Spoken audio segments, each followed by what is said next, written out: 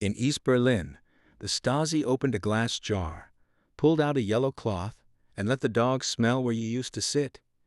The Stasi was East Germany's secret police, founded in February 1950 and answerable only to the ruling party. Its director, Erich Mielke, ran it for 32 years. By the 1980s, the Stasi employed or paid roughly one informant for every 65 citizens, denser than the Gestapo, denser than the KGB, denser than any modern surveillance state ever measured.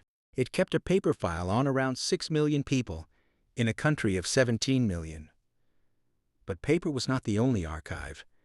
In a cellar inside the Normanenstrasse compound in East Berlin, the Stasi kept jars. Each jar held a folded yellow cotton cloth, sealed under a glass lid indexed by case number. The cloths were called Geruchskonserven, scent conserves.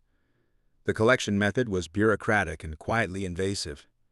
If you were brought in for questioning, you sat on a cloth-covered chair for an hour while an officer kept asking the same questions. After you left, the cloth went into a jar. The jar got a typed label, and your scent joined the archive. If you refused to come in, officers visited your flat and took a sweater from your wardrobe or wiped a glass you had drunk from. Each jar listed a case number, the date of collection, and a code letter for the source. The procedure was already authorized under West German law for tracking criminal suspects.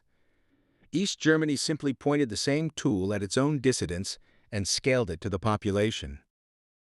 The point of a scent jar was the dog. The Stasi trained German shepherds to match a person to a sample, the reverse of how a normal police dog works. If a critical leaflet appeared at a factory gate in Leipzig, an officer would drive the leaflet across town to the cellar, run it past a row of jars, and wait for the dog to alert.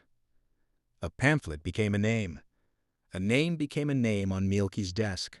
The system was slow, and the dogs were not very reliable, but the dissident did not know that. The dissident knew only that somewhere in East Berlin there was a jar with their name on it, that the jar contained the back of their shirt from a routine interview, and that the jar was waiting on a shelf in the cellar. In November 1989, the Berlin Wall fell. 2 months later, crowds stormed the Normanenstrasse compound before officers finished shredding the files. The scent jars oddly survived. Most were moved to the Federal Archives, where a few hundred are still catalogued today. Then in 2007, German federal police were caught quietly collecting scent samples from suspected anti-G8 protesters before the summit at Heiligendamm. The technique had outlived the regime that invented it. The jars had only changed labels. A police state is the kind of place that thinks even your sweat belongs in the file. Mielke, asked in Parliament weeks later what he felt for the people he had surveilled, insisted he loved them all.